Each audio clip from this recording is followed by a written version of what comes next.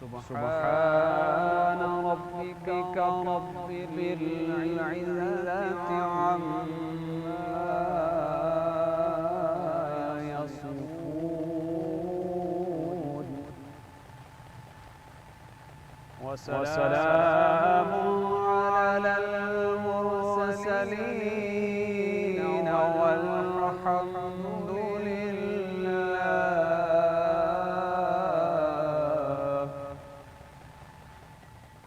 वसलाम अलल मुरसलीन वल्हम्दुलिल्लाहि रब्बिल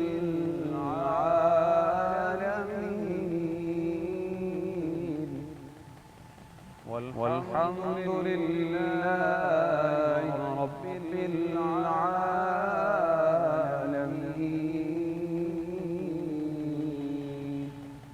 सदक़ल्लाहुल अज़ीम।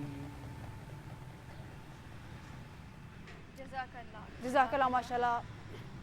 अम्मा बाद फ़ाउज़ु बिल्लाहि मिनश शैतानिर रजीम बिस्मिल्लाहिर रहमानिर रहीम। अस्सलामु अलैकुम नाज़रीन, स्टार एशिया की खसूसी ट्रांसमिशन राहत है रमज़ान में आप सबको खुश आमदीद। और मैं हूँ आपकी मेज़बान सना रियाज़ और मेरे साथ मौजूद हैं मेरी साथी मेज़बान अलम मंजूर। नाज़रीन, आज राहत है रमज़ान ट्रांसमिशन में हमेशा की तरह हम एक अलग टॉपिक लेकर आए हैं जिस पर हम बातचीत करेंगे। मकसद सिर्फ उन बातों को आप तक पहुंचाना है जो हम अपनी डेली रूटीन में, हम अपनी डेली लाइफ में जिनके हवाले से बात नहीं करते। हमारा जो मजमून है वो है आज हज़रत खतीजतुल कुबरा। लेकिन सबसे पहले आपको बताएं कि रमज़ान मुबारक का महीना चल रहा है, राहत का महीना चल रहा है। राहत, दिल की राहत, कल्ब की राहत, अल्लाह पाक का जिक्र करने से जो सुकून हासिल होता है उस राहत का नाम है राहत है रमज़ान। रमज़ान मुबारक ऐसा महीना है जब हमें मौका मिलता है कि हम अपने गुनाहों को बख्शवा सकें, अपने रब को राज़ी कर सकें, अपने रब के सामने सजदा कर सकें, अपने रब से अपने हर गुनाह की माफ़ी मांग सकें। वैसे तो अल्लाह पाक के दर हर वक्त खुले हैं, जब हम चाहें माफ़ी तलब कर सकते हैं और जब भी हम जाते हैं उसके हजूर, जब भी हम माफ़ी मांगते हैं हमें माफ़ कर दिया जाता है, क्योंकि बेशक वो बहुत रहीम है, वो बहुत रहमान है, वो हमारी गलतियों कोताहियों को माफ़ करने वाला है। नाज़रीन, हमें आज तिलावत कुरान पाक से हमने आगाज़ किया और मुफ्ती मौलाना आज़म अवैसी साहब जिन्होंने तिलावत कुरान पाक से हमारी ट्रांसमिशन का आगाज़ किया और अल्हम्दुलिल्लाह माशाल्लाह सुभान अल्लाह बहुत ही खूबसूरत तिलावत कुरान पाक इन्होंने की। नाज़रीन, जैसे कि मैं पहले जिक्र कर चुकी हूँ, आज का जो हमारा टॉपिक है वो हज़रत खतीजतुल कुबरा रज़ी अल्लाह ताला अन्हा है। नाज़रीन, सबसे पहले तो मैं आपको बताऊं कि हज़रत खतीजतुल कुबरा रज़ी अल्लाह ताला अन्हा कौन थी। हज़रत खतीजतुल कुबरा रज़ी अल्लाह ताला अन्हा हज़रत मोहम्मद सल्लल्लाहु अलैहि वसल्लम की ज़ौजा मोहतरमा थी, पहली ज़ौजा थी। और आपको बताएं कि ये तिजारती खातून थी और अरब कबीले से इनका ताल्लुक़ था, कुरैशी से, और ये बहुत बड़ी तिजारती खातून थी। चूँकि उस वक्त जब वो तिजारत किया करती थी तब ख़ातीन का काम करना या तिजारत करना या बिज़नेस करना इतना आम नहीं था। तो उनके जो ख़ानदान के जो लोग थे, जो उनके कज़न्स थे, जो उनके अहबाब थे, उनके हवाले से वो तिजारत किया करती थी और उसका मुआवजा जो है वो उन्हें पे किया करती थी। तो जब उन्होंने सुना नबी करीम सल्लल्लाहु अलैहि वसल्लम की सदाकत के हवाले से, उनकी अमानत के हवाले से कि वो कितने जो है ईमानदार हैं, तो उन्होंने सोचा कि मुझे नबी करीम सल्लल्लाहु अलैहि वसल्लम के थ्रू भी तिजारत करनी चाहिए। तो उन्होंने नबी करीम सल्लल्लाहु अलैहि वसल्लम के थ्रू तिजारत के लिए उन्हें भिजवाया, उन्हें सामान दिया और इसके साथ साथ उन्होंने अपना एक जो मुलाजिम था, जो उनका ख़ास मुलाजिम था, उनको भी उन्होंने साथ भेजा और उनको ऐसा नफ़ा मिला कि इससे पहले उन्हें उस तरह का नफ़ा नहीं मिला था, जिससे वो बहुत मुतासिर हुई। तो जो आपके ग़ुलाम भी हज़रत मोहम्मद सल्लल्लाहु अलैहि वसल्लम के साथ गए हुए थे, उन्होंने भी आके हज़रत खतीजतुल कुबरा को हज़रत मोहम्मद सल्लल्लाहु अलैहि वसल्लम की सदाकत के बारे में, अमानत के बारे में, उनकी रहमदिली के हवाले से भी बताया। तो वो इतना मुतासिर हुई कि उन्होंने शादी का पैगाम जो है वो अपनी एक दोस्त के हाथों नबी करीम सल्लल्लाहु अलैहि वसल्लम को भिजवाया और नबी करीम सल्लल्लाहु अलैहि वसल्लम ने अपने बड़ों के मशवरे से उस दावत को कबूल किया और निकाह के लिए हामी भर दी। और जब निकाह हुआ था तब इनकी उम्र, नबी करीम सल्लल्लाहु अलैहि वसल्लम की उम्र 25 साल थी, जबकि हज़रत खतीजतुल कुबरा रज़ी अल्लाह ताला अन्हा की उम्र जो है वो 40 साल थी। लेकिन वो बेहतरीन बीवी, बेहतरीन ज़ौजा मोहतरमा थी और नबी करीम सल्लल्लाहु अलैहि वसल्लम ने उनके होते हुए कोई दूसरी ज़ौजा मोहतरमा इख्तियार नहीं की, कोई दूसरा निकाह नहीं किया था। इस हवाले से हम तफसीली गुफ्तगू भी करेंगे। लेकिन आज हमारे साथ कुछ मेहमानाने ग्रामी भी मौजूद हैं, कुछ नात ख़्वां हैं, हमारे साथ SHO साहब हैं जो हमें बताएंगे कि किस तरह से डिसिप्लिन मेंटेन किए हुए हैं पूरे शहर में, क्योंकि आपको पता है कि कोरोना है, SOPs पर अमल दरामद करवाना भी ज़रूरी है। इसके साथ साथ स्मार्ट लॉकडाउन है उसको भी फॉलो करवाना ज़रूरी है। रमज़ान मुबारक का महीना है, लोग घरों से बाहर निकलते हैं अफ्तार के लिए, सहर के लिए, तो उस सारी चीज़ों को डिसिप्लिन भी मेंटेन करवाना ज़रूरी है। इसके साथ साथ हमारे साथ नात ख्वां भी मौजूद हैं जिनसे हम नात भी सुनेंगे ताकि उस सहर को, उस कैफियत को महसूस कर सके जो हज़ूर पाक सल्लल्लाहु अलैहि वसल्लम के ज़िक्र से हम महसूस कर सकते हैं। मोटिवेशनल स्पीकर भी हमारे साथ मौजूद हैं जिससे हम बातचीत करेंगे और हमारी यूथ के हवाले से भी बातचीत करेंगे और बात करेंगे किस तरह से हम अपने आप को मोटिवेट कर सकते हैं। और इनका प्रॉपर इंट्रोडक्शन जो है वो अनम देंगी। जी अनम, इनका प्रॉपर इंट्रोडक्शन। आज हमारे साथ मौजूद है ज़हीरुद्दीन बाबर, SHO सतू कतला से, कीरा गुज्जर सिंह सिविल लाइन शादबाद में इनकी जो है पोस्टिंग रही है। अस्सलाम वालेकुम सर। और हमारे साथ मौजूद हैं आज प्रोफेसर मुफ्ती मौलाना आज़म अवैसी साहब जिन्होंने इस प्रोग्राम का आगाज़ तिलावत कुरान पाक से किया। और हमारे साथ आज सना ख्वां मौजूद हैं, मोहम्मद वसीम अकरब नूरी साहब, और इसके अलावा हमारे साथ आज मोटिवेशनल स्पीकर हैं अंसार शहजादी। तो सबसे पहले मैं शुक्रिया अदा करना चाहूँगी आप सबका कि आप सब ने अपने कीमती वक्त में से हमारे प्रोग्राम के लिए वक्त निकाला। आप सबका तहे दिल से बहुत बहुत शुक्रिया। और इसके साथ जो है हम सबसे पहले चाहेंगे कि इस प्रोग्राम को आगे बढ़ाएं एक नात से, नाते रसूल मकबूल सल्लल्लाहु अलैहि वसल्लम से। और इसके लिए मैं दावत देना चाहूँगी मोहम्मद वसीम अकबर नूरी साहब को कि वो नाते रसूल मकबूल सल्लल्लाहु अलैहि वसल्लम से इस प्रोग्राम को आगे लेकर चलें।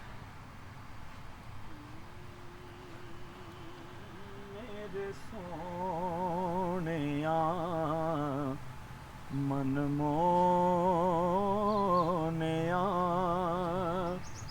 मेरा तन बदन तेरे वास्ते मेरे सोनिया मन मोनेया मेरा तन बदन तेरे वास्ते मेरी सोच विच तेरे तज़किरे मेरा हर सुख तेरे वास्ते मेरे सोनिया मन मोनिया मेरा चैन तू ते करार तू मेरी शान तू ते वकार तू मेरे सोना मेरा चैन तू ते करार तू मेरी शान तू ते वकार तू तेरे दुश्मना दुश्मनी तेरा हर सजद मेरे वास्ते मेरे सोनिया मन मोनिया हुण आ जा हुण आ जा हाकिम मन ले जा या रसूल अल्लाह आ जा हुण आ जा हाकिम मन ले जा मैं लिबास उतारा पाया कफन तेरे वास्ते मेरे सोनिया मन मोनिया मेरा तन बदन तेरे वास्ते मेरी सोच विच तेरे तज़किरे मेरा हर सुख तेरे वास्ते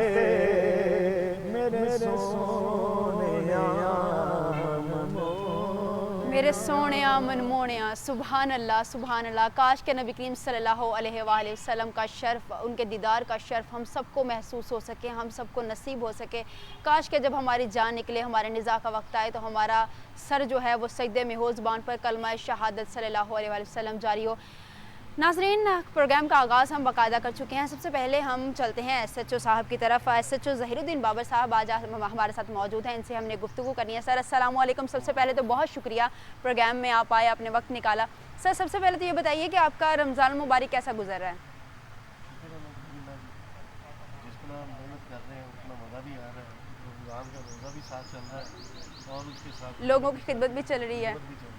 सर लेकिन लोग तो कहते हैं कि पुलिस वाले बहुत सख्त मिजाज होते हैं, बहुत नहीं मेरा लहजे ख्याल है उनके कि बहुत।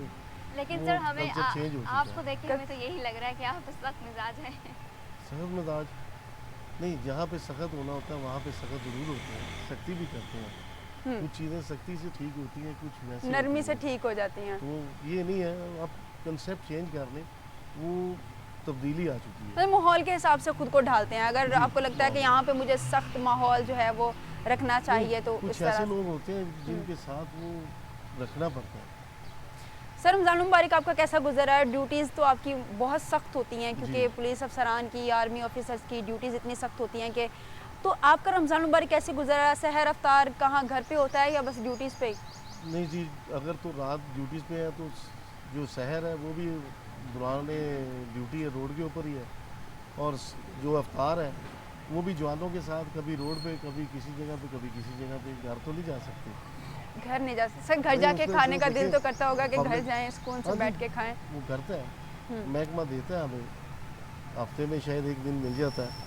शायद तो- एक दिन मिल जाता है। हाँ। तो सर घर वालों को कभी गिला शिकवा नहीं हुआ आपसे नहीं, अब कि आदी हो भाई चुके हैं। अब सारा टाइम अब बाहर आदी हो रहना है? आदी हो चुके हैं, जिस तरह आदी हो हमारे घर चुके वाले आदी हो हमारे चुके हैं। घर हमें वाले अफ्तार तो- ना तो जी हाँ। थक गए लेकिन गिला हाँ शिकवा अनम, कर हमें कर। अच्छा अफ्तार मिलता है। कम से कम हम रोड पे बैठ के नहीं खाते, हमें प्रॉपर नहीं, अफ्तार वो भी मिलता एक है। खिदमत है, ये खिदमत है। आप अगर उस जज्बे से देखें तो ये खल्क़ खुदा की खिदमत के घर से हम ये कर रहे हैं। बेशक। उसमें हमें कोई इतना कोई महसूस नहीं होता, राहत महसूस होती है। और फिर चलते और भी कुछ लोग ऐसे भी होते हैं जिन्हें हम साथ अवतार करवाते हैं कि चले आ जाए हमारे साथ आ जाए। आज साथ हमें हैं। रोड पे बैठ के करने में कोई शर्म कोई यार शर्म महसूस नहीं होती। अच्छा सर, रमज़ान मुबारक चल रहा है और आपको पता है कि मस्जिद में अपनी तरावी होती हैं, तो मस्जिद के हवाले से क्या क्या इंतजाम किए हैं? कितने पुलिस एहलकार जो हैं वो तैनात किए होते गए हैं? हैं? वो मुख्तलिफ हिसाब से है, मस्जिद के हिसाब से अगर ये कैटेगरी है तो वहाँ पे 2 जवान है, आपस में है। जहाँ को मस्जिद ऐसी है वहाँ पे स्नैपर भी हैं छत पे। उसके अलावा यहाँ हमारे सिक्योरिटी गार्ड्स हैं, वो बंदे चेक करते हैं नमाजी।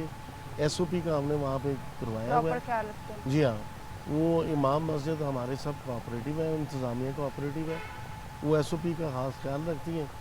और जो बंदा आता है वो तलाशी देने के बाद अंदर जाता है। हमारा गार्ड तो हमारा गनमैन भी वहाँ पे मौजूद होता है कि हमारी पब्लिक वो तहफ़्फ़ुज़ जो है वो उसका एहसास उन्हें हो कि हमारे जो है वो मुहाफ़िज़ हमारे पास खड़े हैं। वो अपना इबादत यकसुई के साथ और आराम के साथ और वो कर सकें। अच्छा सर, ये क्या कि आपको पता है रमज़ान मुबारक है, कभी ऐसा हो दौरान ड्यूटी आप हों और अफ्तार का टाइम हो गया हो तो नौजवानों के साथ मिल के आपने अफ्तार किया हो? जी, अभी हम ये पिछले दिनों जो है वो बाहर रोड पे बैठ के अपने जवानों के साथ लाइन ऑर्डर ड्यूटी पे उनके साथ मिल के बैठ के करते हैं। अगर थाने में भी हो, अफ्तार हो जाए थाने में भी, तो वो अपने जवानों के साथ है। जवान सर, अभी क्योंकि अफ्तार के टाइम पे बहुत रश होता है, गाड़ियाँ कहीं फंस गई हैं, कहीं हॉर्न पे हॉर्न है, कहीं लोगों का रश है, तो किस तरह से आप इस सारी चीज़ों को इस चेक एंड बैलेंस देखिए, किस हर तरह एक से को रखते जल्दी हैं? होती है कि मैं घर घर पहुंच जाऊँ, पहुंच मैं जाऊं। अफ्तार घर पे करूँ। उसके लिए अभी तो गवर्नमेंट ने जो है वो 6 बजे का टाइम किया हुआ है। दफातर का टाइम 3 बजे तक है जी। और 6 बजे तक दुकानों का टाइम है। बकाया कुछ ऐसी दुकानें हैं वो आपको भी पता है कि वो खुली रहती हैं। खुली रहती हैं। उसमें हम कोशिश करते हैं कि हम हर तरह से फैसिलिटेट कर सकें पब्लिक को भी, कि वो भी घर पहुंच चुके। हर एक को जाने की जल्दी होती है बेशक। उसमें हमारी ट्रैफिक पुलिस, हमारे जवान, हमारे मुहाफ़िज़, हमारी डॉल्फिन, वो पूरा जो है वो अपना उनको किरदार अदा किरदार करते हैं। बिल्कुल, हर एक को घर जाने की जल्दी होती है सना, बस हम लोगों को घर जाने की जल्दी नहीं होती। हम लोग तो हम सुबह पैसे लेते शाम हैं ना नहीं इनसे, होते हैं। इसलिए हमें घर जाने की जल्दी नहीं होती। अच्छा सर, ये भी बताइएगा, जिस तरह से अब कोरोना वायरस चल रहा है और स्मार्ट लॉकडाउन भी लगा दिया गया, लेकिन फिर भी सड़कों पे देखें तो इतनी ट्रैफिक है, लोगों का इतना रश है फिर रमज़ान मुबारक है, लोगों में गुस्सा गुबार एक अलग चीज़ है जो लोगों में पाई जाती है, तो किस तरह से आप लोगों को अगर कोई गुस्सा भी करे तो हम बर्दाश्त करते हैं। हमें पता है कि ये जो है ना लोग फ्रस्ट्रेशन का शिकार हैं, किसी का कारोबार का मसला है, किसी का कुछ है, तो ऐसी तलक बात भी कोई कर ले तो हम सर कभी बर्दाश्त तो करते गुस्सा आता होगा ना किसी बात पे आपको? हैं। नहीं देखिए, गुस्सा करके तो फिर हम वो चीज़ तो नहीं कर सकते ना। सर आपके बहुत सारे जवान ऐसे हैं जो बहुत फ्रस्ट्रेटेड हैं, हम लोगों से ज़्यादा फ्रस्ट्रेटेड हैं। यंग लोग हो जाते हैं पास टाइम, मगर उसको भी हमारे जो है ना हेड ऑफ द डिपार्टमेंट से लेके नीचे तक हमारे अफसरान उनको ब्रीफ करते रहते हैं गाय बगाए। लेकिन सर क्या प्रॉपर इनकी ट्रेनिंग नहीं होती कि इनमें, हाँ जी तो सर, क्या इनकी प्रॉपर ट्रेनिंग नहीं इनको दी जाती कि किस तरह से इन्होंने गुस्सा, नहीं, क्योंकि नहीं, इनका काम तो प्रॉपर लोगों को हेल्प आउट करना। ट्रेनिंग मिलती है। देखिए वो जाहिर सी बात है जिस तरह आप कह रही हैं कि कंटिन्यूसली एक बंदा चल रहा है कुछ टाइम ऐसा आएगा जिसमें वो बर्न हो जाए, एग्जैक्टली वो डिस्ट्रॉय हो जाएगा। उस टाइम मैं नहीं कह सकता कि वो शायद किसी से तलक कलामी कर सकता हो, अदरवाइज नहीं करती। अच्छा सर, जैसे कोरोना वायरस की तीसरी अब लहर पढ़े वो- लिखे बच्चे आए हैं, पढ़े लिखे लोग हैं, लेकिन ऊपर सर हमारे गुस्सा अफसरान की जितने- स्पोर्ट्स बहुत है, वो पहले जो था वो नहीं है। अब हर जवान को हफ्ते में एक वो रेस्ट ज़रूर देते हैं कि ये रेस्ट करे, अपने बच्चों में जाए, अपने काम कर सके, इसका माइंड जो है वो उस तरफ ना रहे। लेकिन सर इसके बावजूद भी उनमें बहुत गुस्सा है, बहुत फ्रस्ट्रेशन है। जो पहले के जो वर्कर्स थे, जो पुलिस लाइन वर्कर्स थे, उनमें इतना गुस्सा, इतनी फ्रस्ट्रेशन देखने को नहीं मिलती थी जितनी आज की यंग जनरेशन में है, आपके वर्कर्स में है। कि आए दिन वीडियोस वायरल हो रही होती है, सोशल मीडिया का दौर है, नहीं, असल में पहले जो था, पहले सोशल मीडिया नहीं था, पता अभी नहीं तो चलता एक था। 5 साल पुरानी भी किसी ने फिल्म बनाई है तो वो भी दे देते हैं। दे देते हैं। नहीं तो हमारे जवान अभी भी कोशिश करते हैं कोई ऐसी बात ना हो जाए जिससे कि शायद के जवान को फ्रस्ट्रेशन का शिकार हो जाए, अदरवाइज नहीं करते। अभी हमने तो जो है ना वो मार पीट का भी सिलसिला हमारा ख़त्म है। हमारे अफसरान ये नहीं कहते, बल्कि हम जो है वो क्वर्सिव टेक्निक तो ख़त्म ही कर दी है। विदाउट क्वर्सिव हम लोग से जो है इंटरोगेशन वो भी उसी से। सर आपको क्या लगता नहीं है कि क्योंकि बहुत सारे लोग गुस्से और फ्रस्ट्रेशन की वजह से कोई ना कोई जुर्म कर बैठते हैं, ऐसे लोगों की काउंसलिंग होनी चाहिए या जेल हुकाम को इस तरह का कोई बंदोबस्त करना चाहिए? जी कोई मेरा लोगों ख्याल को है कि counselling वहाँ पे की भी वजह जो है वो साइकोलॉजिस्ट हैं, जिस तरह अभी हमारे महकमे में भी है। से? जी गाय बगाए हम देखते रहते हैं, जिस तरह आपने कहा है कि बाज़ जवान फ्रस्ट्रेशन का शिकार हो जाते हैं। वो हमारे तकरीबन वो महकमे में 6 के करीब साइकोलॉजिस्ट हैं। वो गाय बगाए कुछ अरसे बाद वो हर एक का इंटरव्यू करते रहते हैं। वो जिसको फिर काउंसलिंग की ज़रूरत होती है उसको काउंसलिंग भी करते हैं। ठीक हो गया। अच्छा सर, जैसे आप देख रहे हैं कि कोरोना वायरस की तीसरी लहर है, कितनी ख़तरनाक है। कहते हैं कि कोरोना वायरस की तीसरी लहर पहली लहर से भी ज़्यादा खतरनाक जी है। बहुत खतरनाक तो है। इस हवाले से जो है आप देखते होंगे कि बहुत से लोग SOPs को फॉलो नहीं कर रहे होते, तो उनके लिए आप क्या पैगाम देना चाहेंगे? उनको आप किस तरह से कहेंगे कि मतलब किस तरह उनको आप पैगाम देते हैं कि वो देखिए जी, SOPs को मीडिया फॉलो का करें? दौर है, पढ़े लिखे लोग हैं। बाज़ टाइम तो हमें भी जो है ना हैरत होती है कि हम पढ़े लिखे लोगों को जब कह रहे होते हैं तो वो कहते हैं कोई ऐसी बात नहीं थी, ये एक मजाक है, ये मामला बिल्कुल, है। ये तो हम मगर हमें भी जिस पे सुनने बीत को रही मिलता होती है पता उसको होता पता है। उसको होता है एग्जैक्टली। हम यही कहते हैं कि मीडिया भी कर रहा है, मीडिया भी ये कर रहा है, हम भी कर रहे हैं। हम रोड पे खड़े होकर भी कहते हैं, मास्क भी तकसीम करते हैं। हमारे अफसरान की तरफ से भी गाय बगाए मस्जिदों में भी ऐलान करवाते हैं। मौलाना हज़रात की भी मेहरबानी, वो हमारे साथ तावन करते हैं, वो ऐलान करते हैं मसाजिद से भी। और ये हमारे पीछे लॉकडाउन लगा था सतो कतले में स्मार्ट लॉकडाउन, उसमें सोसाइटीज़ ने और मसाजिद ने हमारे साथ बहुत तावन किया। मगर बाज़ लोग जो है वो हार्ट दर्मी है, उनका तो कुछ इलाज नहीं हो सकता। कुछ इलाज। हमारे साथ एक और भी गेस्ट मौजूद है, आंसर शहजादी साहब। मिस बहुत शुक्रिया, आप तशरीफ़ लाई हैं। मोटिवेशनल स्पीकर है आंसर शहजादी साहिबा, और मेरे ख्याल से आज के वक्त में इनका एक बहुत अहम रोल है जो ये प्ले कर रही है, क्योंकि आज के नौजवान जिस तरह से उनकी ज़िंदगी गुजर रही है, उनको तो मोटिवेशन की बहुत ज़रूरत है। उनको तो हमें ज़रूरत है कि हर बंदा जो है वो उनको मोटिवेट करे कि नहीं, अगर आप गिरे हो तो आपको एक बार फिर से उठना है, एक बार फिर से संभलना है, एक बार फिर से सीढ़ियाँ चढ़नी है। क्योंकि हारता वो नहीं है जो गिर जाता है, हारता तो वो है जो गिरता है और फिर उठने की हिम्मत नहीं रखता। तो मिस कैसी हैं आप, और आपका रमज़ान मुबारक कैसा गुजर रहा है? आज हमने SHO साहब को साथ बिठाया हुआ है ताकि आपको भी पता चले कि SOPs पे अमल दरामद हो रहा है या किस तरह की कंडीशन चल रही हैं मुल्क की हालात के हवाले से भी। आपको जो डर तो है, नहीं लगता, डर तो नहीं लग रहा बैठे हुए साथ? नहीं बिल्कुल। वैसे Actually, मैं- जितने दिखने में सख्त मिजाज दिखते लगते हैं हैं, बड़े बात सख्त करने से नजर आ नहीं रहे लग हैं रहे, इसलिए इजी हो के बैठने इसलिए तो हैं। मैंने सना को साथ बिठाया, मैं साइड पे ही बैठी हूँ। नहीं नहीं, मुझे बिल्कुल डर नहीं लगता, क्योंकि मुझे पता है कि उनको गुस्सा तब तक नहीं आता जब तक उन्हें गुस्सा दिलाना दिया जाए ना। हर कोई तुम्हारे जैसा नहीं होता। जो रूल को ब्रेक करेगा उसी पे गुस्सा एग्जैक्टली आएगा, और जो रूल्स को फॉलो करता जाएगा उनका काम है रूल्स को फॉलो करवाना। क्योंकि हम लोग इतने हठधर्म हो गए हैं माजरत के साथ कि हम तो बात सुनने को ही तैयार नहीं। अभी यहाँ से आते हुए, यहाँ रोड टूट फूट का शिकार है, तो यहाँ से आते हुए भी वन साइडेड रोड चल रही है, लोग हॉर्न दे रहे हैं और अजीब सी कैफियत है। हालांकि सबके रोज़े हैं, तहम्मुल रखें, अपने अंदर बर्दाश्त रखें। तो हर कोई बेशक बाहर आ रहा है, लेकिन अपने फ्राइज का नहीं पता लोगों को। फ्राइज का जहाँ पे लिखा होता है हारन बजाना मना है, हम वहाँ पे बजा रहे थे, हम वहीं पे बजा रहे थे जहाँ लिखा है मास्क पहने। भाई ये जो फ्रंट लाइन वर्कर्स हैं, जो पुलिस एहलकार हैं, जो डॉल्फिन एहलकार है, ये आप लोगों की वजह से सब कुछ छोड़ के अपनी ड्यूटीज़ पर मौजूद है। तो खुदारा इनका साथ दीजिए, कोरोना SOPs पर अमल दरामद कीजिए ताकि कोरोना के फैलाव को रोका जा सके। क्योंकि जितना आप इसे ईजी ले रहे हैं, कोरोना उतना इजी नहीं है। रमज़ान मुबारक का महीना है, अल्लाह पाक की तरफ से हम पे जो भी अजाब है, ये जो भी चीज़ें चल रही हैं, अल्लाह पाक से माफ़ी मांगिए और अल्लाह पाक से दुआ कीजिए कि ये कोरोना की कैफियत चल रही है वो ख़त्म हो जाए। और ये कोरोना एक मजाक नहीं है, कोरोना वाकई ही कोरोना है और आपको SOPs पर अमल करना लाजमी है। अच्छा मिस, ये बताइएगा, आज के नौजवान बहुत फ्रस्ट्रेटेड हैं, बहुत गुस्से वाले हैं, और एक तो सबसे बड़ा जो मसला जो आजकल चल रहा है कि एक बार जब गिरते हैं तो लगता है कि हम हार गए, अब हमें उठना नहीं है, अब हम उठ ही नहीं सकते, अब तो हमें कुछ ऐसा कर देना चाहिए कि बस सब तबाह हो जाए, सब बर्बाद हो जाए, सब ख़त्म हो जाए। तो किस तरह से उनको मोटिवेट किया जा सकता है? देखिए, मोटिवेशन कोई भी बाहर से फीडिंग नहीं होती, वो आपकी अंदर की पैदाइश होती है। जब हम लोग गिरते हैं ना, उस वक्त हम लोग अपने कान खोल लेते हैं और अपने अंदर को बंद कर लेते हैं। बाहर से आवाज़ें क्या आ रही हैं, तुम नहीं कर सकते हो, तुम नहीं कर पाओगे, तुमसे हो ही नहीं सकता, एग्जैक्टली तुमने किया। इस तरह के जब एटीट्यूड हम लोग यहाँ से फील करते हैं, सुनते हैं, तो उस वक्त तक हम उठ नहीं सकते हैं। हम उठ उसी वक्त सकते हैं जब आपके अंदर से आवाज़ें आ रही हैं, yes you can do it, ये कैन डू। अच्छा, इसमें पेरेंट्स का बड़ा रोल होता है, बहुत ज़्यादा। पेरेंट्स इतना ज़्यादा इंपॉर्टेंट रोल प्ले करती है कि ज़िंदगी में हदीस मुबारक भी है कि 7 साल तक बच्चे ने वो बन जाना होता है जो उसने एक्चुअली अपनी लाइफ पे जाके प्रैक्टिकल कर। तो वो 7 साल कहा गया कि बच्चे को अपनी माँ के पास रहना है, माँ अपने कलेजे के साथ लगा कर। पहली दर्द का माँ की गोद ही है, माँ की गोद, जो बच्चे ने वहाँ से सीखना। जी बिल्कुल। और वो 7 साल का जो पीरियड रखा गया है उसमें यही स्टेप्स हैं जिसमें बच्चे को सब्र सिखाया जाएगा, बच्चे को तवक्कुल सिखाया जाएगा, बच्चे को हिम्मत ना हारना सिखाया जाएगा, बच्चे को सिखाया जाएगा यू कैन डू इट, बच्चे को सिखाया जाएगा कि आप जितनी मेहनत करोगे उतना आपको अजर मिलेगा। एग्जैक्टली। और वही टाइम होता है जिस टाइम में बच्चा बहुत कुछ सीख सकता है।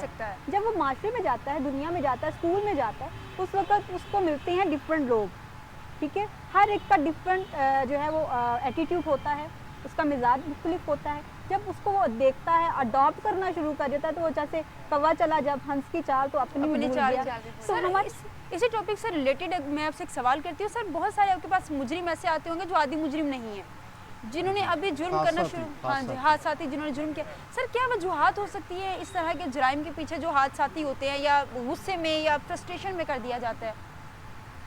हादसाती हो जाता है कि गुस्से में आके उसने लड़ाई झगड़ा, वो उससे मर्डर हो गया या किसी को छोटी छोटी बात पे, छोटी छोटी बात में, क्योंकि लोग जिस तरह बता रहे हैं मैडम कि फ्रस्ट्रेशन का शिकार है, वो माहौल के साथ साथ अगर आपको जो है अच्छा माहौल मिला हो, अच्छे लोकेलिटी में आप रहते हो, अच्छे दोस्तों में हो, तो मेरा नहीं ख्याल कि आपको इतनी जल्दी गुस्सा है और आप उस पर कुछ जो है वो एक्ट कर दें। सर आप तो लोगों में रहते हैं, रोज़ आपका हज़ारों लोगों से मिलना जुलना, उठना बैठना, तो सर लोगों में किस चीज़ को जो लेकर वो ज़्यादा गुस्सा, अदम बर्दाश्त ज़्यादा है? क्योंकि आजकल मेरे ख्याल से जवान जो है वो दूसरों की बात ही नहीं सुनते। नौजवान हमारी कौम ऐसी है कि वो अगर आपने ओए कह के बुला दिया तो वो तो सर पड़ने को आ जाती है। जी बिल्कुल ठीक कह रही हैं। मैं सर की बात में ऐड करूंगी कि आपने सवाल किया कि अचानक से, हाँ, अचानक से कुछ नहीं होता, उसकी बात नहीं सुननी मैंने, उसकी बात सुन ही नहीं सकता, मर्डर हो गया, ये अचानक कुछ नहीं होता, वो एक कतरा कतरा कतरा कतरा आपके अंदर जहर बनता रहता है। वो एकदम से किस चीज को लेकर बन रहा है बेसिकली? आपको कभी कभी आपके माँ बाप से भी होता है कि वो फलां बहन भाई से ज्यादा प्यार कर रहे हैं, मुझसे कम करते हैं। उसके बाद आप जब स्कूल में जाते हो, मेरा फ्रेंड किसी और का फ्रेंड नहीं होना चाहिए। खासाती में मैंने खासाती का लफ्ज़ इस्तेमाल किया था। खासाती ये होता है कि आप अचानक जा रहे हैं किसी के साथ, एकदम आपका वो झगड़ा हो, आप चाह नहीं रहे कि उसको मैंने मारा, जैसे मगर ट्रैफिक आपने में अक्सर हो दफाओं के जाता है। लिए उसने किया, उसको ऐसा हर्ट लग गया कि वो उसकी डेथ हो गई, या उसका हाँ, वो ये जगह तो- में- ये तो आके उसको कुछ हो लिए- उसके जाएगा लिए मैंने खास साथी का लफज बोला। सर मतलब लेकिन गुस्से में गुस्सा आके, क्योंकि जो हम है, अब गुस्सा जैसे और जो है आपका जो है मर्डर की तरफ जो बच्चे जाते हैं, चोरी की तरफ जो जाते हैं, या बड़े बड़े जराइम की तरफ जाते हैं, वो छोटे स्टेप से ही शुरू होते हैं। वो आपकी खास कोई- साथी नहीं होते वो ना, हादसा वो नहीं हाथ होता। वो तो हादसा नहीं प्लान होते हैं, वो प्री प्लान, planned वो प्लान किस तरह से होते हैं कि हम वो जो छोटी छोटी चीजें जो हम फील कर रहे होते हैं वो हमारे दिमाग में गुबार की चलती शक्ल रहती हैं, इख्तियार चलती करना लग रहती जाती हैं। तो बिल्कुल लेकिन ऐसे मुझे लगता है जैसे देखिए अकेडमी ना, आजकल आपने वो जो है वो पबजी गेम्स या कुछ बिल्कुल, या कुछ ऐसे बहुत बड़ा आइडियल इसका- गेम्स जो बनती हैं, जी वो आइडिया जो शुरू से, जिस तरह मैडम ने बताया कि बचपन से वो शुरू एक आइडिया लेके चलता है कि वो किससे इंस्पायर है किससे नहीं है, ज़्यादातर जो है ना वो इस तरह वो जो है ना शामिल होते हैं इसका मतलब है पेरेंट्स एडवेंचर को, के चक्कर में। पेरेंट्स को अपना रोल प्ले करना चाहिए। और जो Parents पबजी की नहीं तरफ करते। बच्चे हैं, बहुत से हमने सुना है कि बच्चों ने सुसाइड किया है इस वजह से, पबजी गेम की वजह से। उस गेम की वजह से। और उसके अलावा ये देखें ना, वालिदैन अगर चाहें तो बच्चे का पता होगा मोटरसाइकिल लेके जा रहा है, वो वन व्हीलिंग कर रहा है, वो क्या कर रहा है, वो थ्रिल के चक्कर में और जा कहाँ रहा है। वो जहाँ कहाँ रहा है, बस उस वक्त पता चलता है जब उसकी डेथ लेकिन होती सर है। आजकल वालिदैन को पता ही नहीं होता उनके बच्चे बाहर क्या कर रहे हैं। ये तो सर, ये वालिदैन तो अदम तवज्जुही रखते हैं, है ना ये कि- अदम तवज्जुही है, वो बिल्कुल रखना चाहिए बिल्कुल कि रखना मेरा चाहिए। बच्चा किधर जा रहा है, सर कहाँ से आ रहा आजकल है। वालिदैन मेरे ख्याल से जो यहाँ पे जो मसाइल जो पेश आ रहे हैं वो यहाँ से शुरू होते हैं कि वालिदैन तवज्जो नहीं दे पाते बच्चों पे। शायद काम के लिए बाहर निकलते हैं, वालिदा भी कमाने जाती हैं, वालिद भी कमाने जाते हैं, सब वर्किंग है। आजकल तो अगर घर के 3 अफराद भी कमा रहे हैं या 10 भी कमा रहे हैं तब भी कम है, क्योंकि महंगाई का दौर है। लेकिन इसके साथ साथ आपको बाकी चीज़ों का भी ख्याल रखना है। आपको इस चीज़ का भी ख्याल रखना है कि आपके बच्चे क्या कर रहे हैं, किस तरह से उनकी परवरिश चल रही है। अगर आपने मेड के हाथ में अपने बच्चे की परवरिश दे दी तो बच्चा क्या सीखेगा। बच्चे में फ्रस्ट्रेशन आएगी, बच्चे को फील होगा कि मेरे माँ बाप तो मुझ पर तवज्जो देते ही नहीं। काम करना गलत नहीं है, कतई नहीं, हम ये नहीं कहते काम करना गलत है, लेकिन अपने घर को, अपने बच्चों को, अपने शोहर को टाइम ना देना वो गलत है। दूरियां यहीं से बढ़ती हैं। बेशक। अच्छा अंसा शहजादी साहब, ये बताइएगा कि जब एक बार कोशिश करते हैं गिर जाते हैं, फिर से कोशिश करते हैं फिर गिर जाते हैं, हम तीसरी बार भी कोशिश कर लेते हैं कि मुझे ये काम करना है, इस गोल को अचीव करना है, लेकिन हम नहीं कर पाते और हम गिर जाते हैं, फिर हिम्मत नहीं होती, हौसला नहीं होता दोबारा से उठ खड़े होने का।